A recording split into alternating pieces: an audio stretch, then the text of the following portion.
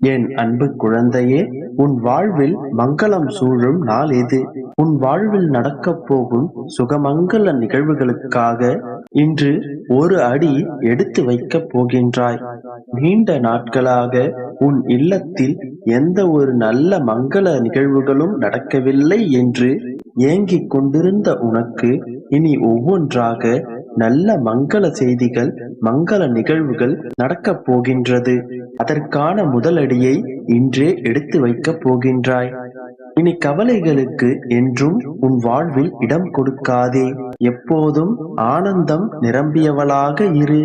அனைத்திற்கும் சாட்சியாக உன் அப்பா நான் இருக்கின்றேன். உன் சங்கடங்கள் அனைத்தும் இன்றே சந்தோஷமாக மாறும். என் நினைவில் வாழும் உன் வாழ்க்கையில் எல்லாம் நல்லதாகவே நடக்கும். அவை அனைத்தும் நடக்கக்கூடிய கால நேரங்கள் இன்றே கைகூடிவிட்டது. உன் வாழ்க்கையில் ஏற்பட்ட அனைத்து சங்கடங்களும் சேர்ந்து உன் மனதில் ஒரு சிற்பமாக உருவாகும். அந்த சிற்பமானது ஒரு நாள் முழுமையடையும். அது முழுமையடையும் போதுதான் அந்த சிற்பத்தை பார்த்து பலரும் வாயடைத்து போவார்கள். அதுவே உன் வாழ்க்கையில் நீ பெறும் அழியா வெற்றியாகும். குற்றம் குறையில்லாத பொன் சிற்பமாய் நீ விளங்கப் போகின்றாய். அதற்காகத்தான் உன்னை நான் தயார்படுத்திக் கொண்டிருக்கின்றேன். எதிரிகள் கூட இந்த சிற்பத்தை கண்டு வியக்கத்தான் போகிறார்கள். உன் பாதைகள் தெளிவாகும் காலம் வந்து விட்டது. பனிகள் படர்ந்து இருள் சூழ்ந்த கஷ்டங்கள் அனைத்தும் விலகி போகும். நீ மனம் நொந்து போன கஷ்டங்கள் அனைத்தும் இனி உனக்கு மகிழ்ச்சிகளாக வரப்போகின்றன. எல்லா நன்மைகளும் உன் வாழ்வில் இனி ஒவ்வொன்றாக நிகழும். இந்த நொடி பொழுதுதான் உண்மையான வாழ்க்கை. நல்லதை நினை, நல்லதை செய். நான் உனக்கு என்றும் துணையாகவே இருப்பேன். உன்னிடம் சொன்னபடியே உன் வேலைகள் அனைத்தையும் செய்து கொடுக்கவே நான் தயாராகி விட்டேன். இதற்கான அறிகுறிகளை நான் உனக்கு தெரிவித்து வருகிறேன். என் ஆசீர்வாதங்களையும் உனக்கு நான் தந்து விட்டேன். அதை நீயும் நிறைவாக பெற்று கொண்டாய். இப்போது சொல்கிறேன், எதையெல்லாம் நீ இழந்தாயோ அதைவிட பல மடங்கு நல்லது உன்னை தேடி வந்து சேரும். நீ உன் வாழ்வில் எல்லா வளமும் பெற்று மகிழ்ச்சியாக முன்னோக்கி செல்லும் காலம் வந்துவிட்டது. கூடிய விரைவில் நீ சற்றும் எதிர்பார்க்காத நல்ல செய்தியை கேட்கப் போகின்றாய். மகிழ்ச்சியாயிரு, நல்லதே நடக்கும். நம்பிக்கையோடு இரு. என் அன்பு குழந்தையே, இன்று நீ என்னோடு பேசினாய் அல்லவா? என்னோடு உன்னுடைய பல விஷயங்களை மனம் விட்டு பரிமாறிக்கொண்டாய் அல்லவா? நீ என்னோடு பேசும் பொழுது நான் ஒன்றை கவனித்தேன். நீ பேசும்போது பிரச்சனை என்கின்ற வார்த்தையை அதிகம் பயன்படுத்தினாய். பிரச்சனை என்றால் என்ன என்று உனக்கு தெரியுமா? யாரேனும் ஒருவருக்கு முதுகு தண்டு முறிந்து போய் படுத்த படுக்கையாக இருக்கிறார்கள். அது குணமாக வருடக்கணக்கில் ஆகும் என்று மருத்துவர் சொன்னார்கள் என்றால் அதுதான் பிரச்சனை. யாரேனும் வீடு எரிந்து போய் எல்லாவற்றையும் இழந்து நடுத்தெருவில் நின்றால் அது பிரச்சனை. ஆண்டாண்டு காலம் முயற்சித்தால் மட்டுமே அதை சரி செய்ய முடியும், அல்லது சரி செய்யவே முடியாது என்கின்ற அளவுக்கு வருவதுதான் பிரச்சனை. இது போன்ற பிரச்சனை மனிதனுக்கு ஓரிரு முறை வரலாம், வராமலும் இருக்கலாம். மற்றபடி நீ பிரச்சனைகள் என்ற பெயரில் சொல்வதெல்லாம் பிரச்சனை அல்ல. அது அனைத்தும் அசௌகரியங்கள். இது போன்ற அசௌகரியங்கள் வாழ்வில் நிறைய வரும். அந்தந்த சமயங்களில் அவை பெரிதாகத்தான் தோன்றும். ஆனால் மணிக்கணக்கிலோ, நாள் கணக்கிலோ, மாதக்கணக்கிலோ சமாளிக்க கூடியவை. பின்னாளில் அதை பற்றி யோசித்து பார்த்தால் அது அற்ப விஷயங்களாகவே தோன்றும். இப்போது ஆத்திரப்படும் உனக்கே 6 மாதங்கள் கழித்து இதே விஷயத்தை நினைத்து பார்த்தால் இதுவே அற்ப விஷயமாக கூட தென்படலாம். நான் சொல்வதை நன்றாக நினைவில் வைத்துக்கொள். நமது வாழ்க்கை முழுவதும் எல்லா கட்டங்களிலும் இது போன்ற அசௌகரியங்கள் நிறையவே இருக்கும். இதற்கெல்லாம் பிரச்சனை என்று பெயரிட்டு வாழ்க்கையை பார்த்தால் நீ என்றுமே மகிழ்ச்சியாக வாழ முடியாது.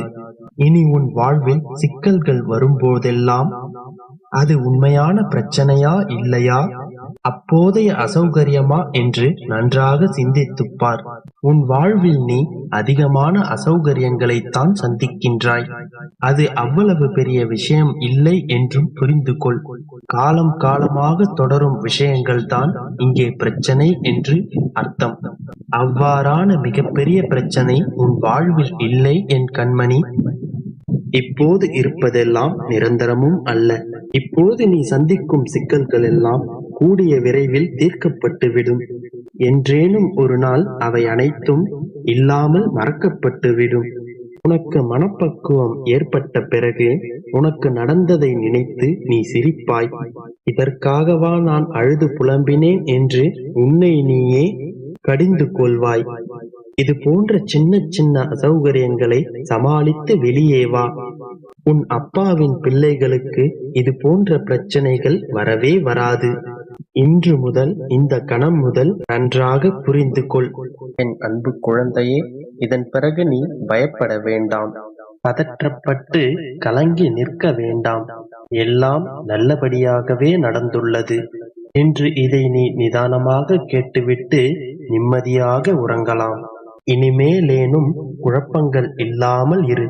மனதையும் புத்தியையும் ஒரே நிலையில் வைத்துக்கொள். ஒரே நிலையில் இருந்தால்தான் உன் வாழ்வில் ஏற்படும் இனிமையான மாறுதல்களை கூட சந்தோஷமாக ஏற்றுக்கொள்ள முடியும். நீ உன் மனதில் பயம், கவலை என்கின்ற தேவையில்லாத சிந்தனைகள் எதுவும் இருக்கக்கூடாது. எப்பொழுதும் ஒன்றை நினைவில் வைத்துக்கொள். நீ என் மடியில் அமர்ந்திருக்கும் என் பிள்ளை. உன்னை நான் எப்படி கீழே இறக்கி விடுவேன்? இன்னும் சில நாட்களில் நீ மாற்றத்தின் விளைவுகளால் பிரமிக்கப் போகின்றாய். உன் மகிழ்ச்சிக்காகவும் நிம்மதியான வாழ்க்கைக்காகவும் நீ எப்படி காத்து கொண்டிருந்தாயோ அது போலவே தான் என் பிள்ளையின் மகிழ்ச்சிக்காக நிறைவான வாழ்க்கையை வாழ்வதை பார்க்க நான் ஆவலோடு இருக்கின்றேன். இன்னும் சிறிது காலம் காத்திரு. சிறிது காலம் பொறுத்துக்கொள். உலகில் என்ன மாறினாலும் உன் அப்பா நான் கொடுத்த வாக்கு என்றும் மாறாது. இப்பொழுதும் கூறுகின்றேன், நீ வெற்றி பெறுவாய் என்றல்ல, வெற்றி பெற்று விட்டாய். உன்னுடைய வெற்றி உனக்காக காத்து கொண்டிருக்கின்றது. கூடிய விரைவில் நீ அதை அறிந்து மகிழ்வாய். உன் கவலைகள் மட்டுமல்ல, உன் வாழ்வில் உள்ள சிக்கல்கள், பிரச்சனைகள் என்று அத்தனை துயரங்களும் விலகப் போகின்றது. படிப்படியாக முன்னேற்ற பாதையில் முன்னேறி செல்லப் போகின்றாய். அதுவரை நீ என்னிடம் ஆத்மார்த்தமாக இணைந்திரு. எப்பொழுதும் நான் உன்னுடனே இருக்கின்றேன் என்பதை எண்ணிக்கொண்டு வா. நீ நடக்கும் பொழுது உன்னுடனே நானும் நடந்து கொண்டு வருகின்றேன்.